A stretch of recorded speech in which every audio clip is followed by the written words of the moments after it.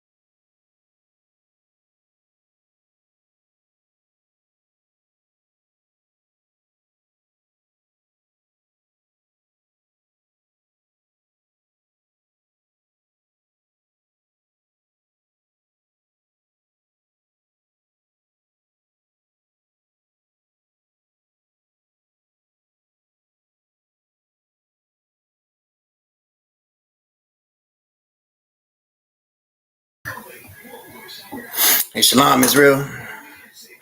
Yahweh Bashim Yahushua Barakatham Yahushua Malatham Bashim Yahushua. ICBK started out at 1 West 125th Street, Harlem, New York, under Commander General Yohana, Priest and Officer Howard Moore, ICBK, Kentucky. And this is our Sunday night, What You Ain't Learned in History class. Now, before we get into the topic, I want to invite everyone to check out ICBK Kentucky weekly content, Monday history class taught by Officer of 1,000, Ayasiyab Hayam. Tuesday Brotherhood class taught by Officer of 1,000, I'm a Wonga boy. Wednesday law class, 7 to 9 p.m. Wednesday night, the baddest podcast around, Crowd Spare Not podcast, hosted by Officers of 1,000, I'm a Wonga boy, and Ayasiyab Hayam. Come get the biblical solution to all of the viral videos going around the internet. And of course, every other Sunday, What You Ain't Learning History class. Now, tonight's topic, Salaki, we got a little bit of technical difficulties early, but we back live and getting ready to get it.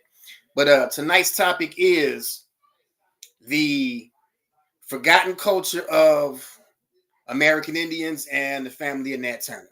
All right, forgotten American Indian culture and the family of Nat Turner. Now, you might be asking, what does American Indian culture have to do with the family of Nat Turner? We're going to have to wait till the end of class to go ahead and find that one out, but I guarantee you ain't learned that in history class. So, again, forgotten American Indian culture and the family of Nat Turner. We're going to get into everything from, like I said, the culture of the American Indian. We're going to talk about food, music, architecture, medicine, inventions, and we even got a couple of people you might not know or you might not have known was American Indian. Now, we're basically mostly going to deal with North America today. We're going to touch slightly on South American Indians, but mainly we're going to deal with North America. So, like I said, we had a little bit of technical difficulty before, but we should be ready to go now. So, first slide. Salakia. All right, from my observation, the United States history is not as clean as the educational system might present its curriculum. This country was built on stolen cultures and legacies. Our country was built on the stealing the cultural expressions and subverting the great legacies of the original people. and of those legacies being the Native American people.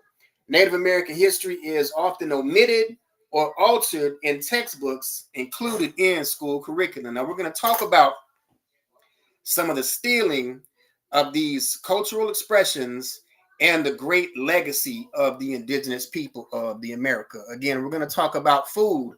We're going to talk about inventions. We're going to talk about architecture, medicine, and we're going to get into some of the people you might not have known were American Indian. All right, it says there are approximately 627 treaties between the U.S. government and Native American peoples, according to the American Indian Truth Radio program, July 2015. But guess what? Our federal government broke every last one of them.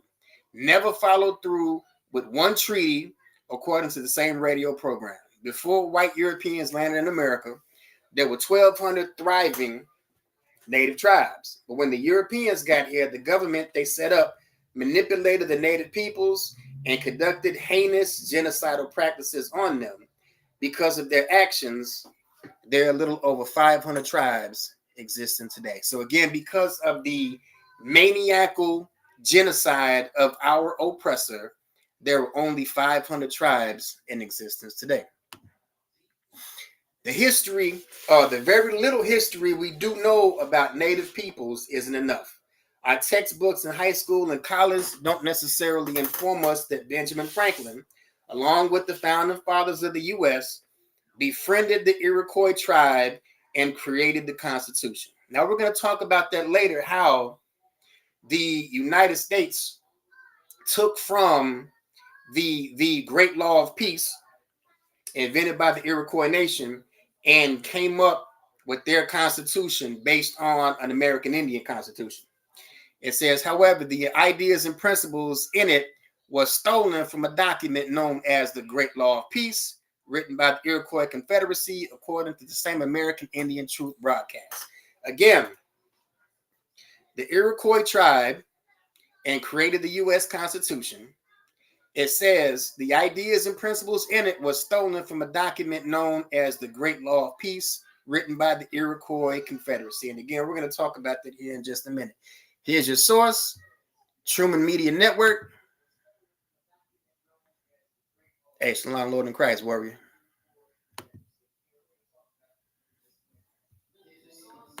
All right, next slide. All right, sign language. All right, the indigenous peoples of the Americas invented sign language.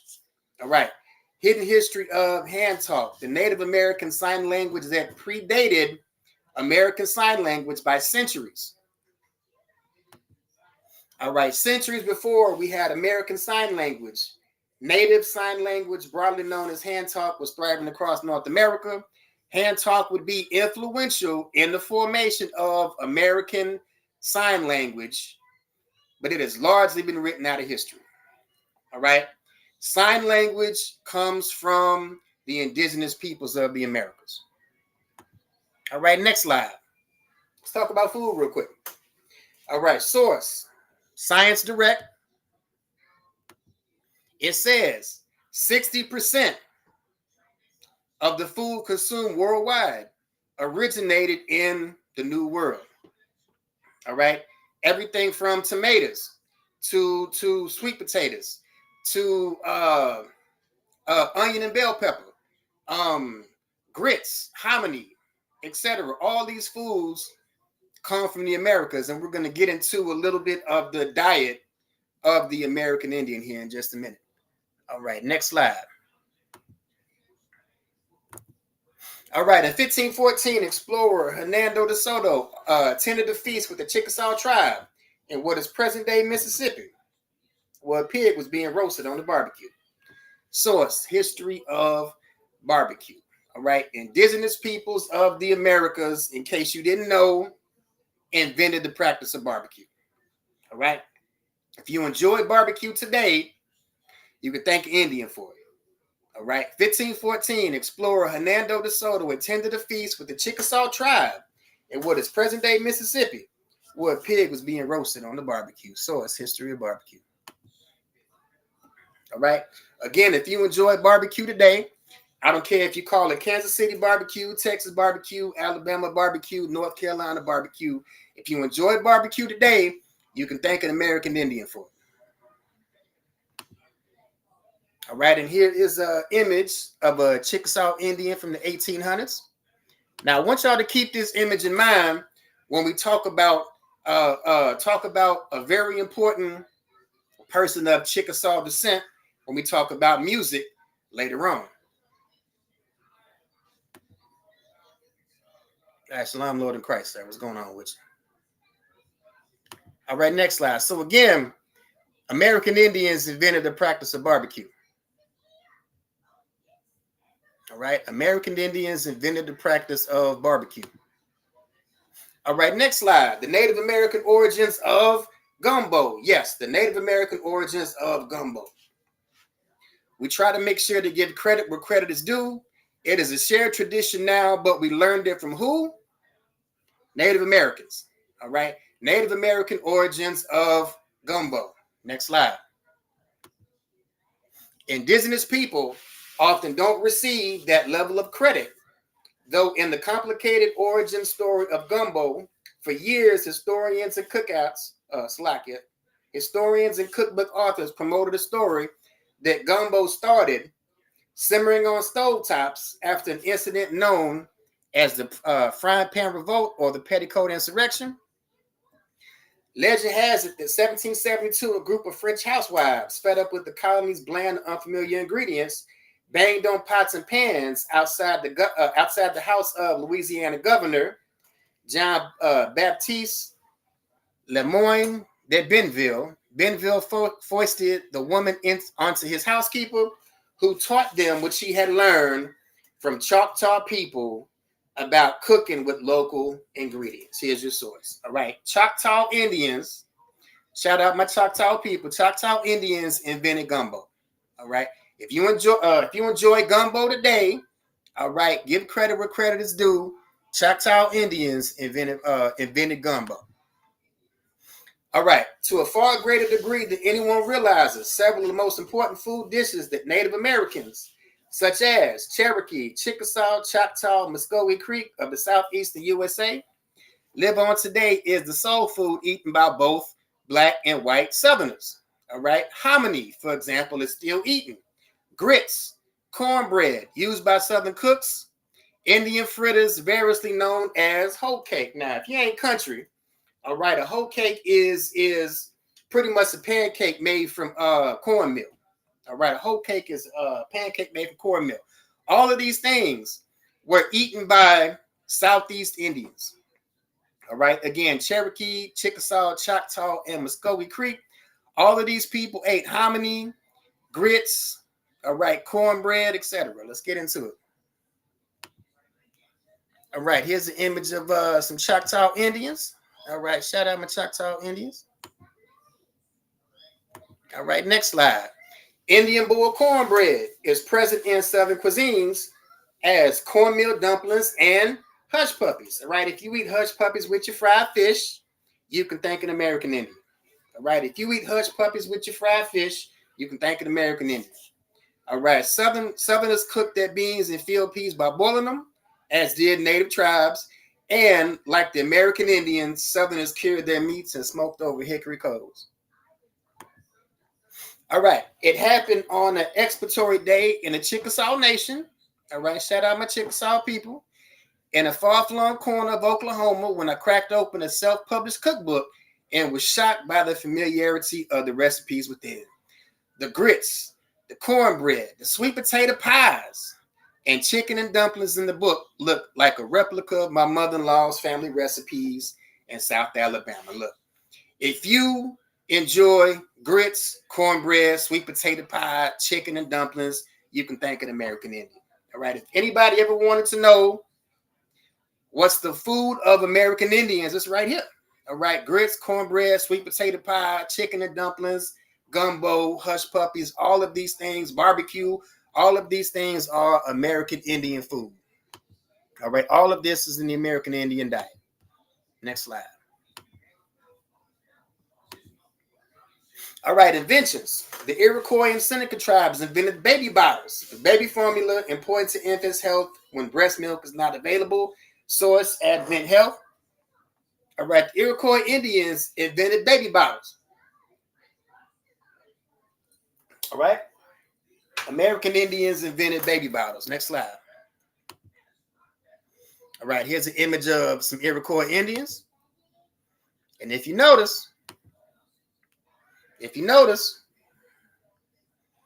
notice the Shield of David, the Magun Dawada. For those who say that the indigenous people of the Americas are not Israelites, all right, look at the Magun Dawada. Next slide. All right, Native Americans fashioned syringes made of animal bladders and hollow berry bones to inject medications. Technology didn't show up in European medicine until the 1850s when Scottish physician Alexander Wood began using needles to inject morphine to relieve pain. Source, the History Channel. American Indians invented syringes for medical use. All right. American Indians invented syringes for medical use. All right. The suspension bridge, the Rail said, is an engineering feat originating from the Inca in the Andes region who designed bridges as they were developing their empire. Now, I said we were going to talk about South America briefly. We're mainly going to deal with North America, but we're going to get into South America briefly. But the suspension bridge, all right, the suspension bridge, like the one we see here, Salakia. All right, the suspension bridge, like the one we see here in New York. All right, the suspension bridge, like the one we see here in New York. The idea for the suspension bridge comes from South American people, the indigenous people of South America. All right. The indigenous people of the Americas are not savages like the world wants you to believe. All right. The suspension bridge idea comes from the indigenous people of the Americas. All right. This idea right here, like you see in New York City, all right, comes from the indigenous people of the Americas. Next slide. All right, castles. Castles, yes. The American Indians had castles. For those that think that all American Indians lived in teepees, all right, right here. The French surprise and take 3 Mohawk castles, all right. The American Indians of the Northeast, where the Mohawk lived, the American Indians of the Northeast had castles, all right. It says right here, the French surprise and take 3 Mohawk castles. All right. The indigenous people of the Northeast, the Mohawk Indians, had castles. All right. Next slide. And here's an old map. Here's an old map from the 1500s. All right. Here's an old map from the 1500s.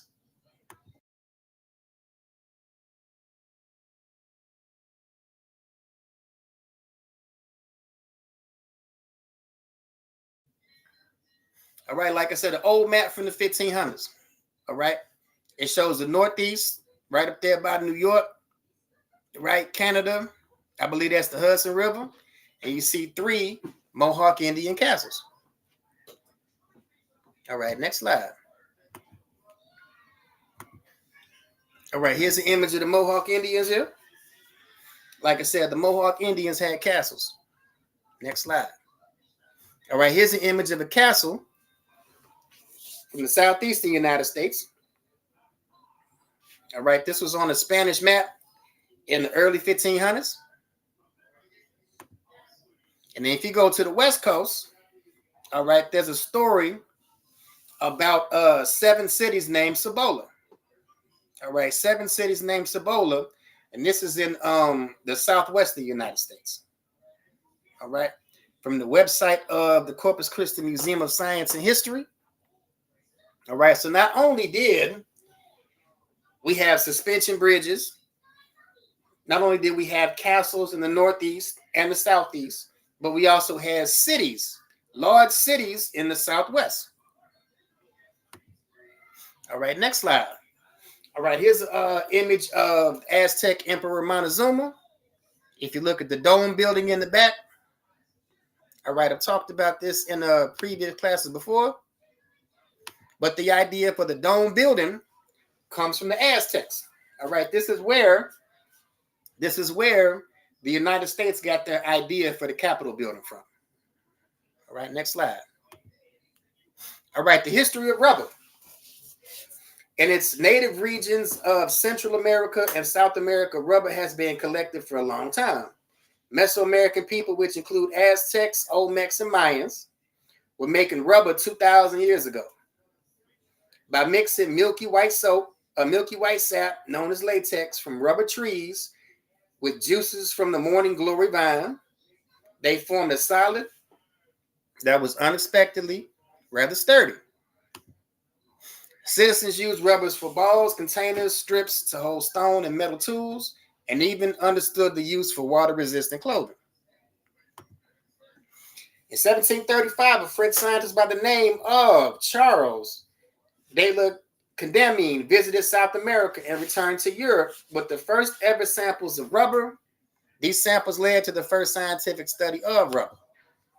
The name rubber was credited to Joseph Priestley, a British chemist who also discovered oxygen.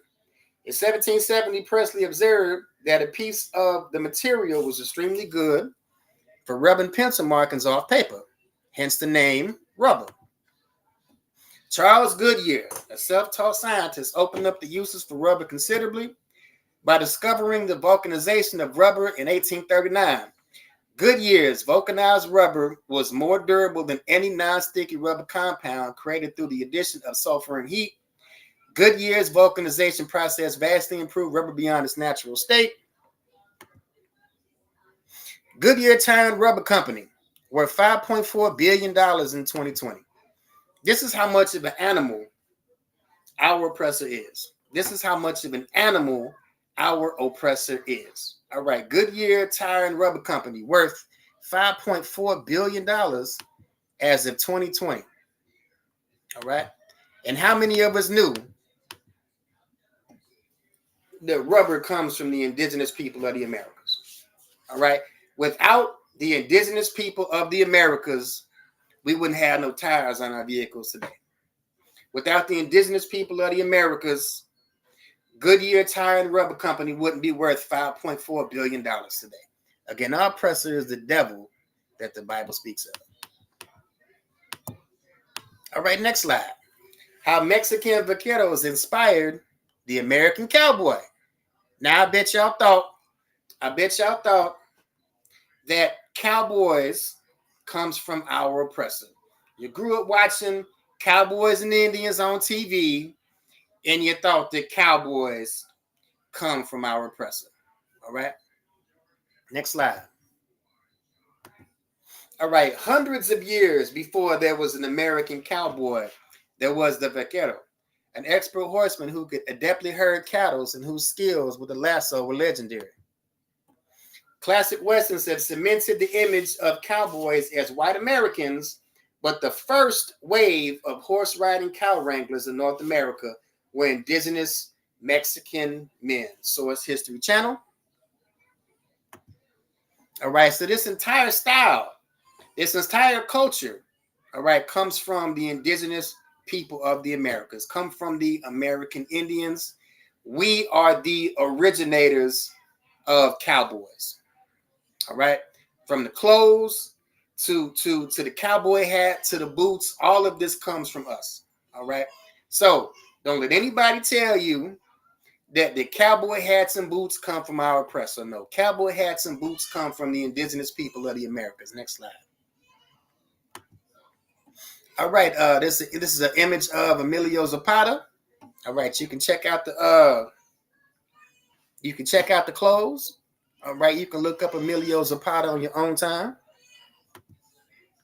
All right, this is an image of Cortez's arrival in America. Now, again, we've all heard that the indigenous people of the Americas were savages. Well, look at the architecture. Look at the buildings in the background. All right, this is when Cortez first arrived in Mexico from Spain. Well, look at the architecture in the back. All right, the indigenous people of the Americas are anything but savage. Next slide. All right, for centuries, the Seminole tribe in Florida, all right, shout out my Seminole Indians, have been expert cattlemen and an important part of our cattle ranching history and industry. Forget what you may have seen in popular Western movies because Native Americans were anything but sidekicks. Now, the first recorded participation in organized cattle ranching by the Seminole tribe occurred in the 1740s. Source, Florida Rays. Again, the indigenous people of the Americas is the origin of the cowboy. All right. The cowboys have nothing to do with our oppressor. All right, next slide. All right, here's an old image of some Seminole cowboys. All right, Texas Seminoles. All right, Texas Seminoles. Shout out my Seminole Indians. All right, next slide. The Constitution. The very Constitution itself. The very document that gave birth to our oppressor's country comes from us. All right, notes. Iroquois Great Law of Peace and the United States Constitution. How the Founding Fathers ignored the clan mothers. The Iroquois Confederacy gave rise to the first federal constitution on the American continent. That constitution, the Great Law of Peace, provided for federalism, separation of powers, equitable distribution of wealth, accountability of elected officials, freedom of assembly, freedom of speech, freedom of religion, and the system of natural rights that influenced thinkers like Ben Franklin and Frederick Engels. Perhaps the most remarkable feature of the Great Law of Peace was its recognition of the status and suffrage accorded to women by the Iroquois Confederacy. Approximately 1/4 of the Great Law's clauses recognize the power and influence of women in the Iroquois culture. While Franklin and the Founding Fathers borrowed liberally and literally from the Great Law and its theorizing about and framing the American model, no reference to universal suffrage or the rights of women appeared in the United States Constitution as originally written. So again, we touched on it earlier, the very document that gave birth to our oppressor's country, the Constitution that gave birth to the United States of America, was taken from the Iroquois Confederation Great Law of Peace. All right, even their Constitution comes from us. Salaki, if this is hard to read. All right, American Indian Law Review. The influence of the Great Law had on the United States Constitution has only recently been acknowledged. In October 1988, the United States Congress passed concurrent resolutions acknowledging the contributions of the Iroquois Confederacy and the Great Law to the development of the Confederation of the original 13 colonies and the United States Constitution. Previously, the connection had at best been ignored. At worst, it had been distorted and suppressed. Admitting that Native culture had particular precipitory democracies that influenced the Founding Fathers is anathema to the supposed unbroken line of political and intellectual influences generated by Anglo-European men. Therefore, it was not in the best interest of male American historians and politicians to admit the influence of an egalitarian communal system where women controlled the economics, property, government, and structure of society. So again, the Founding Fathers got their idea for their American Constitution from the American Indian. All right. Our oppressor got their idea for their Constitution from the American Indian. Next slide. All right. Next slide. This Wakanda shit. Salakia. All this fake Wakanda, fake African nonsense. All right. Wakanda is an American Indian word. Matter of fact, Wakanda is a Cherokee word. All right. Wakanda is a Cherokee word. So even the term Wakanda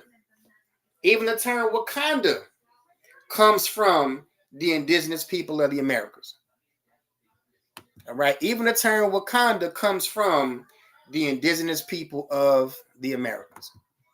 It has nothing to do with any kind of fake ass African consciousness at all. The term Wakanda even comes from the indigenous people of the Americas. Next slide. Let's talk about music. All right. Unknown to many is the reality that not all members of Native American tribes in the Mississippi Delta region actually moved away from their homelands during forced removal. Many during that time hid out and continued to live in their original areas, married, had families, and often passed for former slaves. Now that's important. Most notably among these in the Mississippi region are members of the Choctaw tribe, now known as the Mississippi Band of Choctaws. So what do these Choctaw Indians create or influence in the Mississippi Delta? All right. In the same area that the Delta Blues began, lived many members of this tribe who were of Choctaw descent. One of those men is Charlie Patton, credited by all as the father of Delta Blues.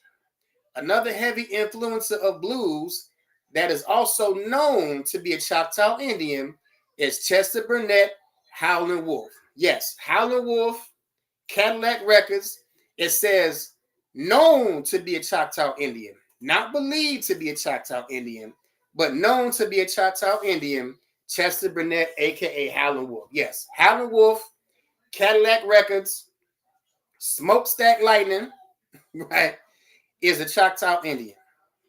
It says, I feel strongly that traditional native rhythmic and structural influences shine throughout in their music. Source, Muskogean Tribe's musical influence on the genre of Delta Blues. All right. Muskogean Tribe's musical influence on the genre of Delta Blues. Next slide. All right, here's the image of Howlin' Wolf. Now we just read earlier. We read earlier that many of these Choctaw Indians that didn't end up on the reservation, a lot of those continue to live on their indigenous lands and passed as former slaves. All right. So again, we have Howlin' Wolf. He actually got that name from his grandfather. Howlin' Wolf is a Choctaw Indian. Next slide. The question of North America's original or indigenous inhabitants hardly ever comes up in popular histories of American music. The possibility that musical traditions of indigenous people might be central to American harmony has never been articulated, much less considered at length. This is pretty remarkable, not only because so many of the musicians had pronounced Native American roots. Let's get into another one that had pronounced Native American roots. Consider his description of Muddy Waters, born McKinley Morganfield, on the occasion of Waters' first recording session in his shack in Stovall in 1940. For the song collector Alan Lomax, Muddy was a vigorous 26-year-old, Palmer writes, with high cheekbones and cool hooded eyes, features that lent him a certain oriental inscrutability. Source, Native American influence on the history of blues. All right, talking about Muddy Waters. Now, something interesting about Muddy Waters. This is Harrison Morganfield. This is Muddy Waters' grandfather. And then this is David Morganfield, or Salakia. Harrison Morganfield, Salakia. All right, this is Harrison Morganfield. This is Muddy Waters' great-grandfather. All right, born in 1830. All right, and this is David Morganfield. This is Muddy Waters' grandfather. Now, if you notice, he's from Pontotoc, Mississippi. Now, we read earlier that the Indians that didn't end up on reservations stayed in their native homelands and passed as former slaves. All right, this again is Muddy Waters' grandfather, David Morganfield, Pontotoc, Mississippi. Indian removal in the Southern Black Belt. In 1832, the United States increased the pressure on the Choctaw to remove. At Pontotoc, the capital city of the Chickasaw Nation, the United States threatened to leave the Chickasaw to the mercy of Mississippi state law if they did not move west. All right, Pontotoc, the capital of the Chickasaw Nation, the United States threatened to leave the Chickasaw to the mercy of the state of Mississippi if they did not move west. What does that mean? That means that the Indians that didn't leave Mississippi, they became state citizens under the jurisdiction of Mississippi. Now, again, Pontotoc was the capital of the Chickasaw Nation. And look where Muddy Waters' grandfather's from, Pontotoc, Mississippi.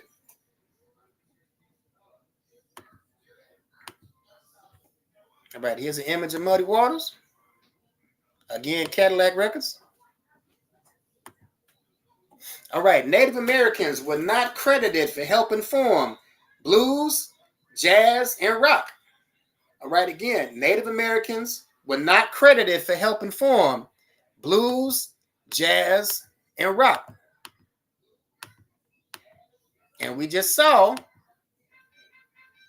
Chester Burnett, a.k.a. Howlin' Wolf, was known to be a Choctaw Indian. We just showed that Muddy Waters' great-grandfather and grandfather lived in Pontotoc, Mississippi, which is the capital of the Chickasaw Nation. And again, Native Americans were not credited for helping form blues, jazz, and rock.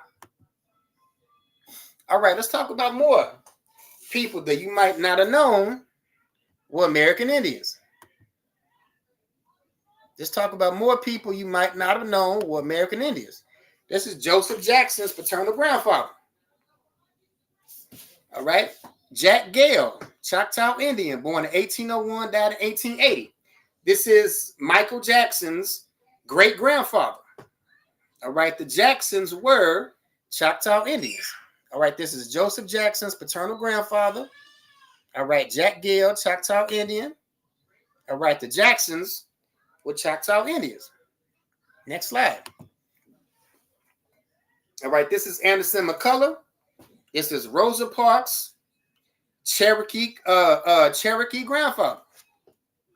This is Rosa Parks. This is Rosa Parks' paternal grandfather. All right, his father was Cherokee, his mother was Creek. Again, this is Anderson McCullough. This is Rosa Parks' paternal grandfather. All right, Rosa Parks is an American Indian. All right, this is Rosa Parks. And Rosa Parks is paternal grandfather, Cherokee Indian. And this is the grave of Charles McCullough.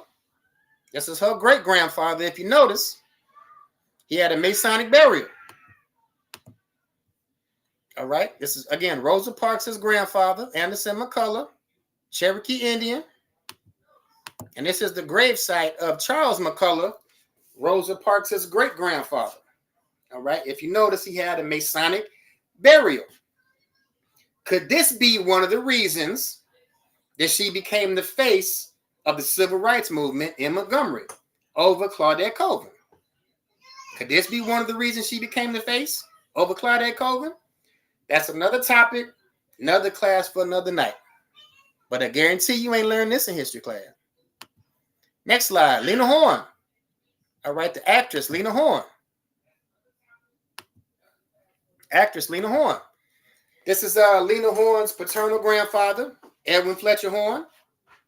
Born 1859, died 1939. That's the picture right here. This is Lena Horne's paternal grandfather. And he's in the full war bonnet. This is her father on the 1950 census, Edwin Horne Jr. If you notice here what says race, it says Negro, black, place of birth, Tennessee. So it went from Edwin Fletcher Sr., an obvious American Indian, again with the full war bonnet. And then in one generation, with the stroke of a pen, an American Indian family became Negro. All right. Looks like the Census Bureau got down on them. Again, in one generation, we have an American Indian family, became black on the census. And this is an image of Lena Horne and her father, Edwin Horne Jr. All right. Another American Indian family. All right. People you didn't know or might not known were American Indians. Next slide. Let's read the scripture, the book of Psalms, chapter 83, verse 4. The book of Psalms, chapter 83, verse 4. They have said, come, let us cut them off from being a nation, that the name Israel may be no more in remembrance. All right, Psalms 83 and 4, they have said, come, let us cut them off from being a nation, that the name of Israel may no more be in remembrance. Well, these people here, the family of Lena Horne, were definitely cut off from being a nation. Again, Edwin Fletcher Horne, Sr., born 1859, an obvious American Indian with full war bonnet. This is Lena Horne's paternal grandfather. And in one generation, Lena Horne's father, Edwin F. Horne Jr., became Negro on the census in 1950. So these people were absolutely cut off from being a nation. Next slide. All right, Daniel Hale Williams III. Daniel Hale Williams III. All right, Daniel Hale Williams III performed the world's first open heart surgery September 6, 1891. Let's talk about him. All right, this is his father, Daniel Hale Williams Jr. All right, the son of a Scottish-Irish woman, Sarah Ann, and a barber, Dale Williams Sr. All right, this is the father. This is the father of Daniel Hale Williams III. All right, Daniel Hale Williams III. Again, Daniel Hale Williams III performed the world's first open heart surgery September 6, 1891. This is his father, Daniel Hale Williams Jr., the son of a Scottish-Irish woman and a barber, Dale Williams Sr. All right, the great-grandfather, Joseph Williams, all right, listed in a 1790 U.S. Census for Philadelphia as other free. So let's back this up. Daniel Hale Williams III performed the first open heart surgery on September 6, 1891. This is his great-grandfather, Joseph Williams, listed on a 1790 U.S. Census for Philadelphia City as other free. What does other free mean? The first census in 1790 had only 3 racial categories: free whites, all other free persons, and slaves. The all other free persons included a subset of Native Americans who lived under U.S. jurisdiction. All right? All other free persons included a subset of Native Americans who lived under U.S. jurisdiction. The 1820 census renamed the all other free persons category as free colored persons. Census instructions provided no guidance on how Native Americans living under U.S. jurisdiction would be counted. All right. So this all other free persons, again, included a subset of Native Americans who lived under U.S. jurisdiction. This is the great-grandfather of Daniel Hale Williams III, the one that performed the first open heart surgery. His great-grandfather was listed as other free. Other free persons included a subset of Native Americans who lived under U.S. jurisdiction. And these people were transferred in 1822 free colored persons. All right. This is how American Indian people became free colored persons. All right. So not only did our oppressor commit wicked acts of physical genocide, but they also committed paper genocide as well. All right. Next slide. All right. Let's go to the book of Deuteronomy chapter 28, verse 37. The book of Deuteronomy chapter 28, verse 37. And thou shalt become an astonishment, a proverb, and a byword among all the nations, whether the Lord shall lead thee. All right, 28 and 37, book of Deuteronomy, chapter 28 and 37. And thou shalt become an astonishment, a proverb and a byword among all the nations whither the Lord shall send thee. And a byword is exactly what we've become. Free colored persons. All other free. All right. All other free persons. All other free persons. All right. This is exactly what it means to be a byword among the nations where the Lord is going to send us.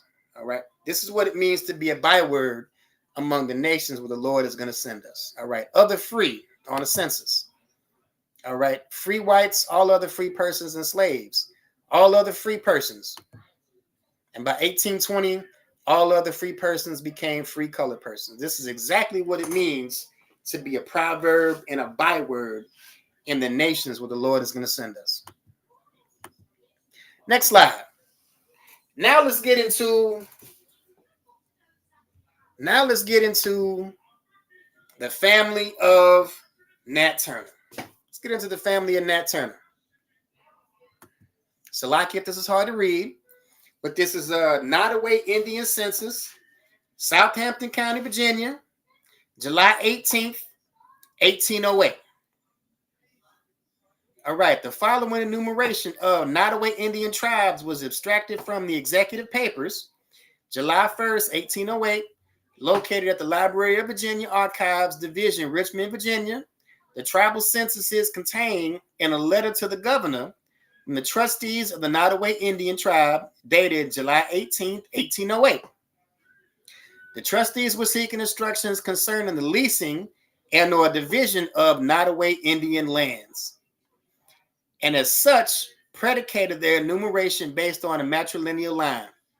All patrilineal male descendants, children, were negated from the count. This method of enumerating reduced the number of Indians the trustees would have to deal with in any future land transfers. So we're going to get into a woman.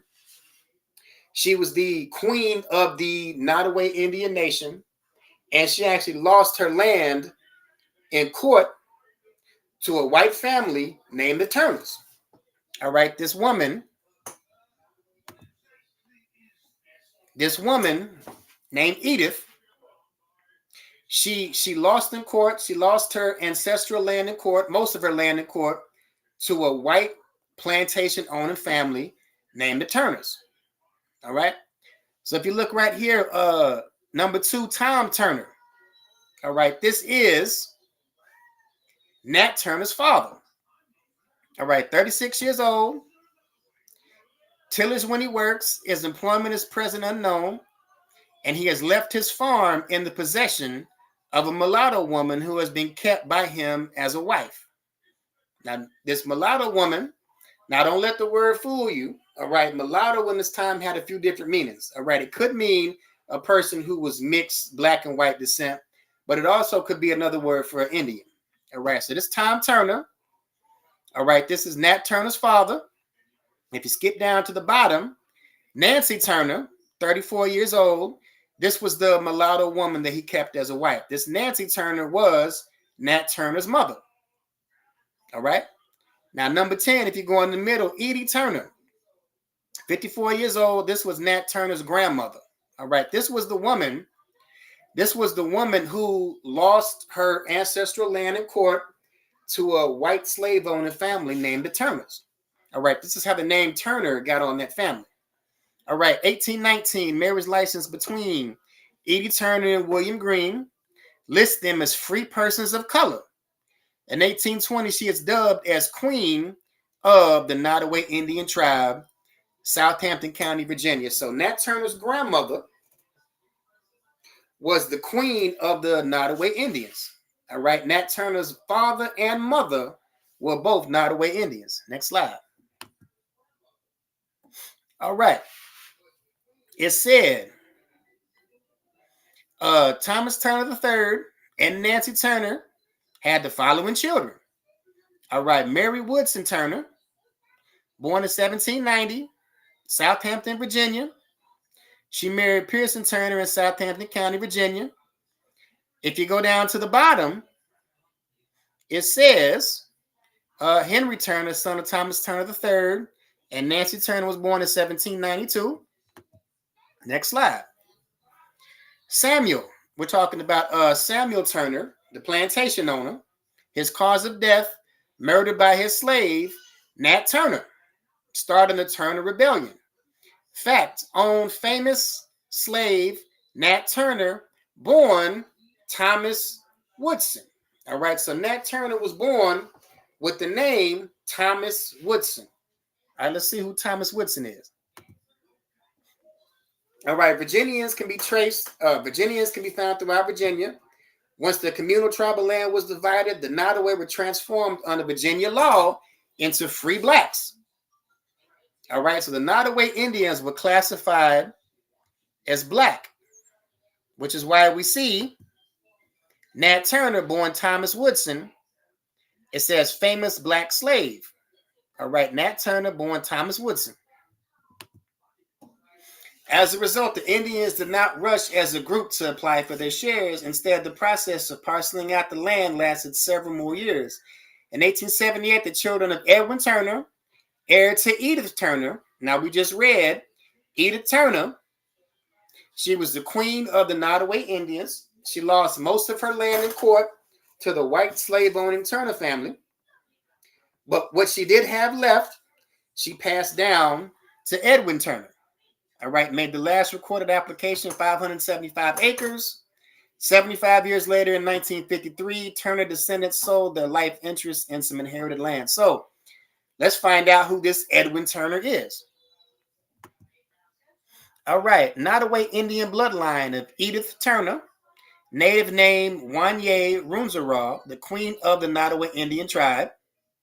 All right, again, this was Nat Turner's grandmother. All right, Nat Turner's paternal grandmother was Edith Turner. Next slide. All right, it says here, Edith Turner's probated will in the courts of Southampton County noted that she left her household goods of the Nottoway Indians by the name of Edwin Turner. All right, Edwin Turner became her heir. All right, Edwin Turner became her heir. 1819, marriage license between Edith Turner and William Green, listed both as free people of color, Southampton County, Virginia.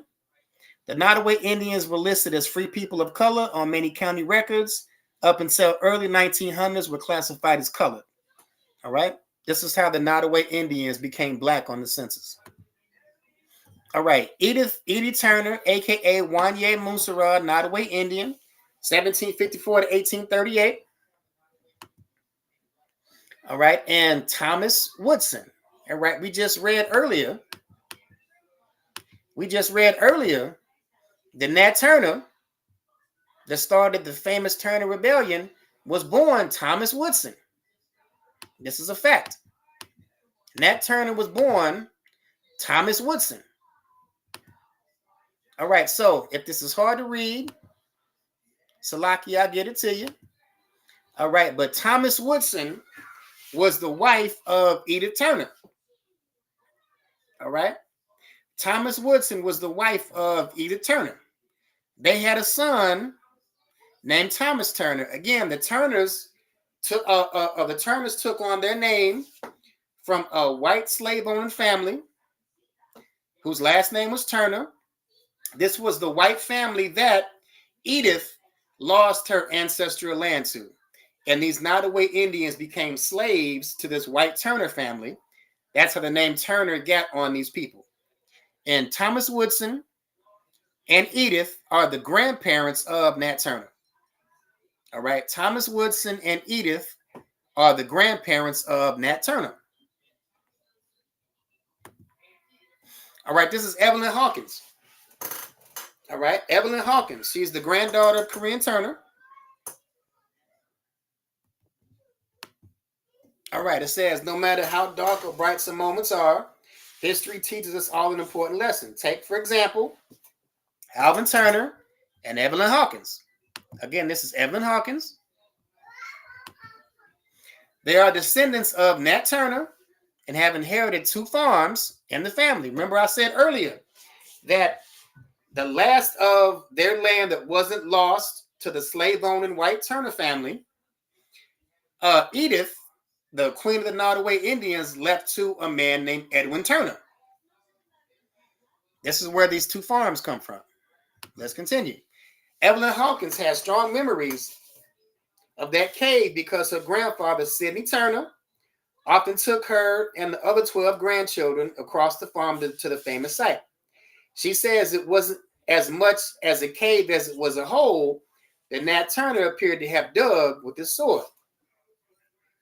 All right, this was the land that Nat Turner hit out on. This was the land that Nat Turner hit out on.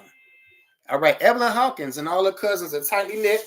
She was raised by her grandparents, Sidney and Corinne Turner, until she was 12. The farm is their lifeblood. It is what their family knows. Again, this was the land that Nat Turner hit out on. And this was that very same land that Edith Turner willed to a man named Edwin Turner. All right, so again, this woman, Evelyn Hawkins,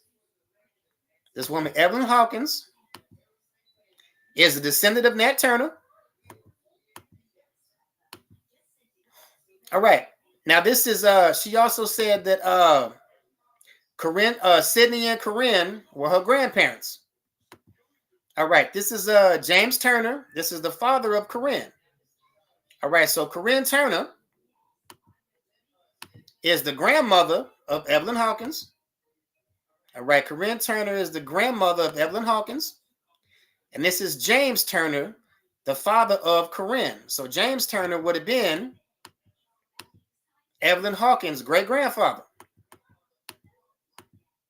All right, James Turner is Evelyn Hawkins' great-grandfather. James Turner, born 1853 in Virginia.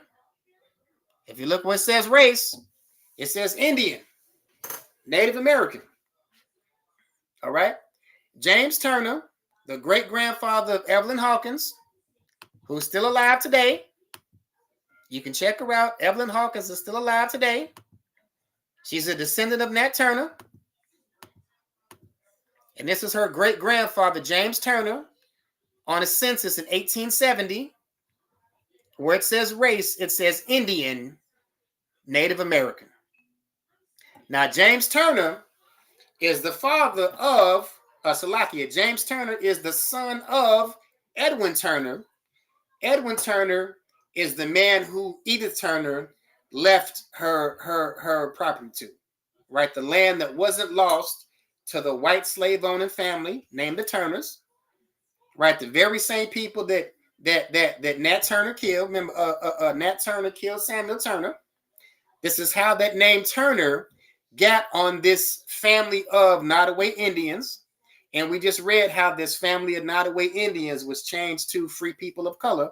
But you still had the father, Salakia, the son of Edwin Turner, classified as an American Indian on the 1870 census. All right. Again, this is the great-grandfather of Evelyn Hawkins, the descendant of Nat Turner. And she's still alive today. All right. Here's an image of some Nottoway Indians. So this answers the question from earlier on in the class. All right. The forgotten culture of American Indians and the family of Nat Turner. And you might have been wondering, what does the family of Nat Turner have to do with the history of American Indians? Well, Nat Turner was an American Indian. All right. His whole family were Nottoway Indians that were, for the most part, classified as black. They lost most of their ancestral land to a slave-owning family named the Turners. Nat Turner, born Thomas Woodson III, murdered the white slave owner Samuel Turner, started the Nat Turner Rebellion, and he hid out on the land that got willed to Edwin Turner, which is one of his family members, and a descendant of Edwin Turner, Evelyn Hawkins, is still around today. All right, so last slide before we go ahead and end the class, we're going to go to the book of Deuteronomy.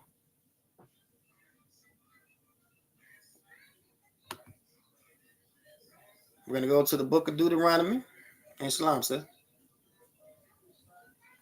All right, last slide, we're going to go to a scripture, the book of Deuteronomy, chapter 28, verse 33. The fruit of thy land and all thy labors shall the nation which thou knowest not eat up, and thou shalt be only oppressed and crushed away. So the book of Deuteronomy 28 and 33, the fruit of thy land and all thy labors shall a nation which thou knowest not eat up, and thou shalt be only oppressed and crushed always. So what the scripture is saying is absolutely true, that all of the fruit of the land and all of our labors will another nation eat up. That's why we don't know that American Indians ate grits, ate sweet potato pie, invented barbecue. That's why we don't know that American Indians had castles in the Northeast, that American Indians had cities in the Southwest. That's why we don't know that American Indians invented the syringe for medical purposes, the suspension bridge.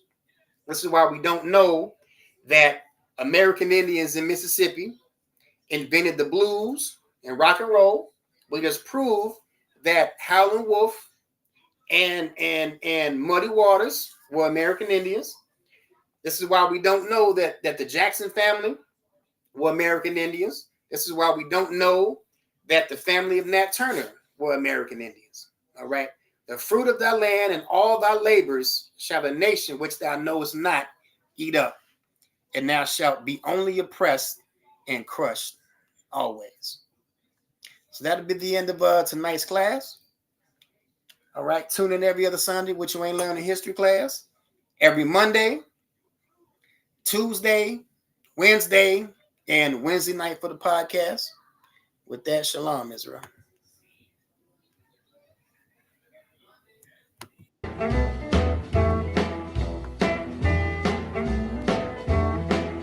Oh, smokestack lightning, shining just like gold. But don't you hear me cry? Woo, woo, woo.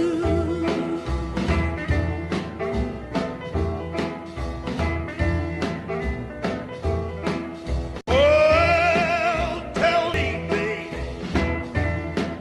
what's don't matter, yeah, but don't you hear me cry? Woo, woo, woo.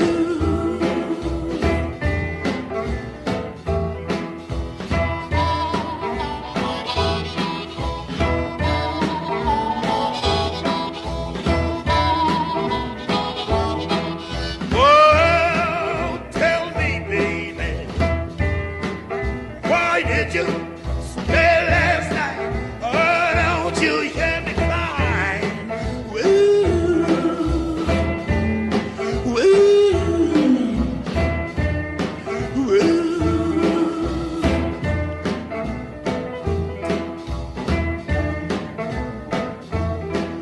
Oh, stop your train. Let her go burn right. Oh, don't you hear me cry? Woo, woo, woo.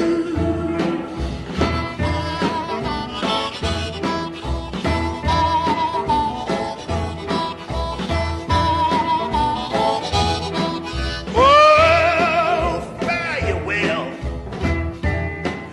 never see you no more. Oh, don't you hear me cry? Woo, woo, woo.